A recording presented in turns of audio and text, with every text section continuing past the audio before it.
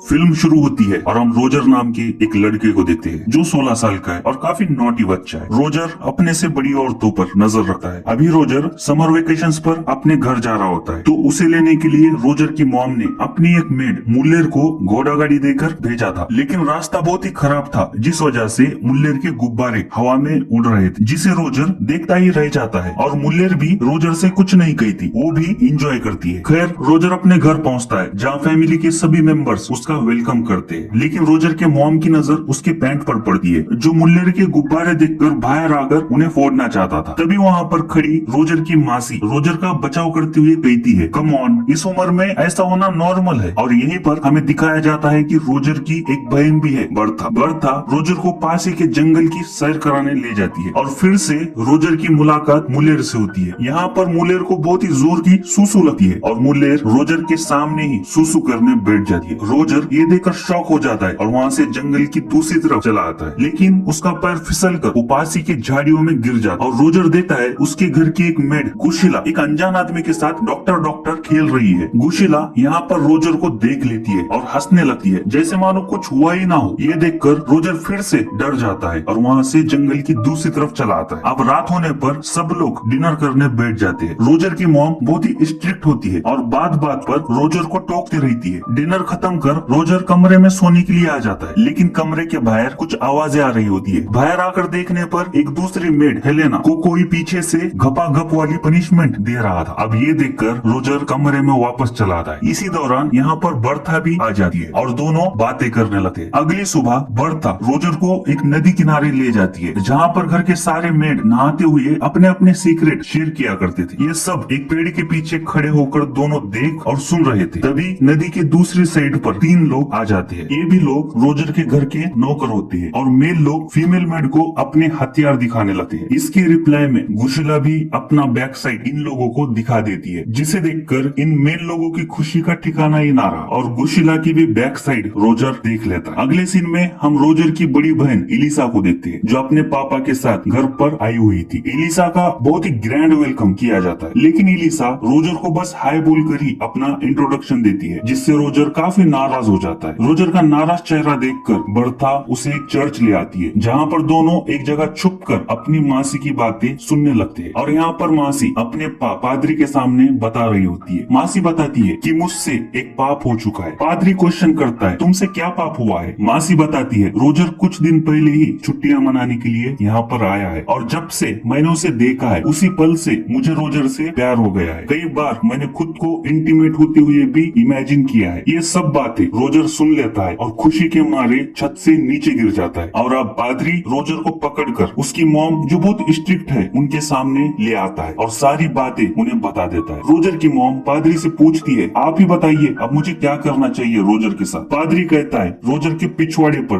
10 जोरदार फटके लगाने चाहिए और ये काम हमें रोजर की मासी से ही कराना चाहिए। मासी ये सब रोजर के साथ नहीं करना चाहती थी, लेकिन ना चाहते हुए भी उन्हें ऐसा करना ही पड़ा। ये सब घर की मेड गुशीला खिड़की में से झांक कर देख रही होती है। रात में रोजर उल्टा होकर सो रहा होता है। तभी रोजर को कमरे के बाहर से फिर से कुछ आवाजें आने लगती है। बाहर आकर देखने पर हेलेना को फिर से कोई ट्रीटमेंट पीछे से दे रहा होता है, लेकिन वो कौन है हमें अभी भी पता नहीं चलता है। इसी दौरान गुशीला रोजर के पास आती है और उससे कहती है, मैंने तुम्हारी पिटाई होते हुए देखा है। मैं जानती हूँ कि तुम्हें बहुत दर्द हो रहा होगा। अगर तुम चाहो तो मैं तुम्हारी पिछवाड़ी की मसाज कर सकती हूँ जिससे तुम्हें आराम मिलेगा। लेकिन रोजर कहता है, नहीं, मुझे इसकी जरूरत नहीं है। लेकिन मेरा एक सवाल है कि हर रात हेलेना को पीछे से कौन हिलाता रहता है? क्या तुम उस इंसान को जानती हो? गुशीला कहती है कि ये टॉप का सीक्रेट है। इतना कहकर गुशीला वहाँ से चली जाती है। रोजर कहता है कि ठीक है, अब मुझे ही पता करना होगा ये सब घर में क्या चल रहा है। अब रोजर मिस्टर फ्रैंक से मिलने उनके कमरे में चला आता है जहाँ फ्रैंक दूरबीन से कुछ देख रहा होता है और रोजर को देखकर वो एकदम से घबरा जाता है। उनके जाने के बाद रोजर भी उसी दूरबीन से देखने पर रोजर को पता लगता है कुछ लोग इंटीमेट हो रहे होते हैं। तभी वहाँ पर रखी एक किताब रोजर को मिलती है। उस किताब में डैनी डैनियल्स की स्टोरीज लिखी होती है जो बहुत ही रोमांटिक बुक होती है। रोजर उस किताब को लेकर वहाँ से निकल आता है। रास्ते में उसे अपने पेरेंट्स के कमरे के बाहर कुछ आवाजें आती है। कमरे में झांक कर देखने पर इलिसा का फियांसी रोजर को रंगे हाथ पकड़ लेता है। अब रोजर फंस चुका था। रोजर कहता है, तुम प्लीज इस बारे में किसी को मत बताना, तुम जैसा कहोगे मैं वैसे करूंगा। मौके का फायदा उठाते हुए वो रोजर से गाड़ी साफ कराता है। अगले सीन में हम देखते हैं रोजर एक हस्तबल में छुप कर बैठा है और वही रोमांटिक किताब पढ़कर अपने केले को बड़ा कर रहा है। इसी दौरान घर का एक मेड वहाँ पर आ जाता है। कुछ देर बाद एक दूसरी फीमेल मेड मुर्गियों को दाना डालने आ जाती है, जहाँ हम देखते हैं उस फीमेल मेड को अपने जाल में मेल मेड फंसा देता है और पीछे से जाकर टपाटप करने लगता है।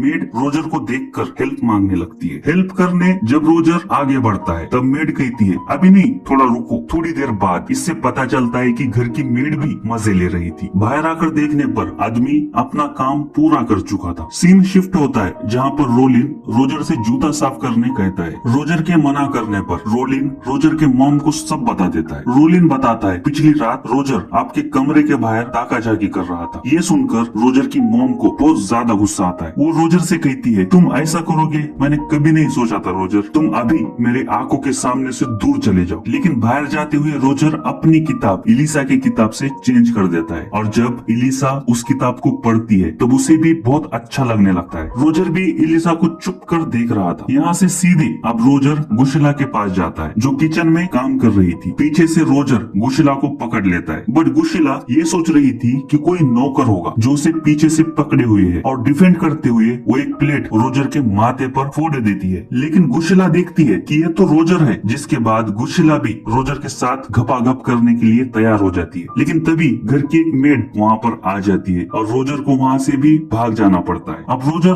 रुकना नहीं चाहता था, वो सीधे मुलेर के पास चला जाता है और पीछे से पकड़कर मुलेर को हिलाने लगता है। मुलेर भी इस चीज का मजा लेने लगती है। तभी एक पोस्टमैन घर के बाहर जोर जोर से चिल्लाकर ये कह रहा होता है कि जंग छिड़ गई है, जर्मनी ने फ्रांस के ऊपर जंग का ऐलान कर दिया है। अब जंग के चलते अगले दिन गांव के सभी मर्द लोगों को जंग में जाना होता है। लेकिन जंग में जाने से पहले एक आखिरी पार्टी ऑर्गेनाइज की जाती है जहाँ फ्रैंक कहता है मैं जंग में नहीं जाऊंगा, मुझे हेल्थ प्रॉब्लम है। और जब रोजर को पता चलता है कि घर के सभी मर्द लोग जंग में जा रहे हैं और औरतें अकेली रहेंगी तो बहुत खुश हो जाता है। लेकिन जंग में जाने से पहले सभी आदमी लोग आखिरी बार अपनी बीवियों से इंटीमेट करते हैं और रोजर भी सभी को ऐसा करते हुए देख रहा था। अगली सुबह सारे मर्द लोग जंग में चले जाते हैं और रोजर सबसे पहले गुशला के पास जाता है, जहाँ वो गुशला की हेल्प कर गुशला के साथ ही एंजॉय करने लगता है। गुशला भी रोजर को अपने पास आने देती है। दोनों मिलकर ढेर सारा एंजॉय करते हैं और पूरी रात मजे करने के बाद नेक्स्ट मॉर्निंग नदी किनारे बैठी केट जो रोजर के घर की मेड होती है उसे दिखाया जाता है। तभी नदी में से बाहर रोजर निकल आता है और केट के साथ प्यारी प्यारी बातें करने लगता है। केट के साथ भी रोजर मजे करने लगता है। अब कुछ ऐसा ही रोजर घर की सारी औरतों के साथ करने का सोच लेता है। रोजर के डैड जंग से कुछ दिनों के लिए वापस आए हुए थे। रात में रोजर अपने पेरेंट्स के कमरे में घुस जाता है जहाँ उसके पेरेंट्स रात में कुछ मिशनरी एक्टिविटी ट्राई कर रहे थे। तभी रोजर को अपने कमरे में देखकर डैड और मॉम जैसे मानो शॉक हो जाते हैं और रोजर को वहाँ से भगा देते हैं। नेक्स्ट सीन में मार्गरेट अपने रूम में सोने के लिए आई होती है जहाँ पहले से ही रोजर बेड पर उसका इंतजार कर रहा होता है। रोजर कहता है कि मैं जानता हूँ आप वर्जिन है और मैं बस आपकी हेल्प करना चाहता हूँ। पहले तो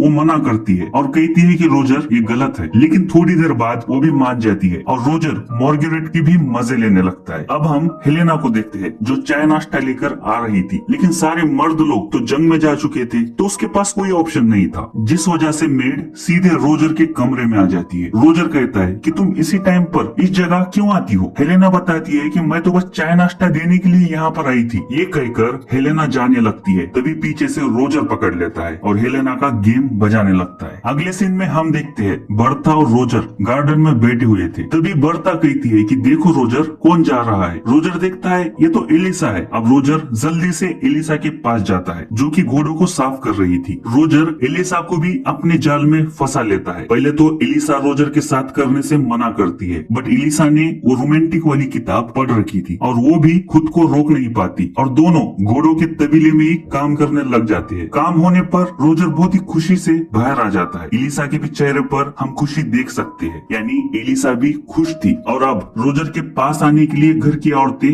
बारी बारी से रोजर के कमरे में आने जाने लगती है और खुद को सेटिस्फाइड कर बाहर निकलती है। और कभी कभी तो एक साथ 3-3 मेड को भी रोजर शांत करवा देता था। एक दिन खुले में एंजॉय करने के बाद एलिसा रोजर से कहती है मैं प्रेग्नेंट हूँ। ये सुनकर रोजर का माथा सनक जाता है। तभी वो दोनों देखते हैं कि रोलिन प्लेन में बैठकर घर वापस लौट रहा था और जंग खत्म हो चुकी थी। सारे लोग वापस आ चुके थे। रोजर सोचता है कि एलिसा प्रेग्नेंट हो चुकी है, अब इससे कैसे बचूं? सोचूं। तभी गुशला उसके पास आकर कहती है कि मैं भी प्रेग्नेंट हो चुकी हूँ रोजर। उसके बाद उसकी मासी भी आकर कहती है आई एम प्रेग्नेंट। रोजर सोचता है कि इसका कोई उपाय नहीं मिला तो मैं पकड़ा जाऊंगा और मेरी मॉम जो बहुत स्ट्रिक्ट है वो मुझे बहुत मारेंगी। तभी रोजर गुशला से एक लाल रंग की नेल पॉलिश लाने के लिए कहता है। फिर वो नेल पॉलिश को लेकर एलिसा के पास जाता है और कहता है कि तुम प्लीज रोलिन को अपनी तरफ आकर्षित करो, उसे सीड्यूस करो और आज रात उसके साथ बेड शेयर करो। जिसके बाद रोजर फटाफट एलिसा के बेड पर लाल रंग लगा देता है जिससे कि रोलिन को लगे एलिसा अभी तक वर्जिन है। इसके बाद वो अपनी मासी के पास जाता है और उनसे कहता है कि आप प्लीज मिस्टर फ्रैंक से शादी कर लो। वो आपसे प्यार करते हैं, आपका ख्याल भी रखेंगे, आप दोनों बहुत खुश भी रहेंगे, प्लीज मेरी बात मान लो। और यहाँ पर उसकी मासी भी मान जाती है। इसके बाद वो गुशला के पास जाता है और उसे शादी के लिए प्रपोज करता है। यहाँ पर रोजर कहता है विल यू मैरी मी गुशला, लेकिन गुशला यहाँ पर पहले ही किसी और के साथ शादी करने का प्लान कर चुकी थी और अब सब कुछ रोजर के प्लान के मुताबिक हो रहा होता है। किसी को भी रोजर के कारनामों के बारे में पता नहीं चलता कि रोजर घर की औरतों के मजे ले चुका है। कुछ दिन बाद रोजर के समर वेकेशंस खत्म हो जाते हैं। वो वापस अपने बोर्डिंग स्कूल जाने के लिए तैयार हो रहा होता है। तभी हेलेना वहाँ पर आकर कहती है आई एम प्रेग्नेंट। रोजर कहता है कि तुम परेशान मत हो, मैं तुम्हारे लिए एक अच्छा सा हस्बैंड ढूंढ लूंगा। हेलेना बताती है कि इसकी कोई जरूरत नहीं है, मैं घर के कई आदमियों से मजे ले चुकी हूँ, मैं खुद ही कुछ ना कुछ कर लूंगी। अब रोजर घर से जाते हुए हमें दिखाया जाता है और यहीं पर इस मूवी का दी एंड होता है।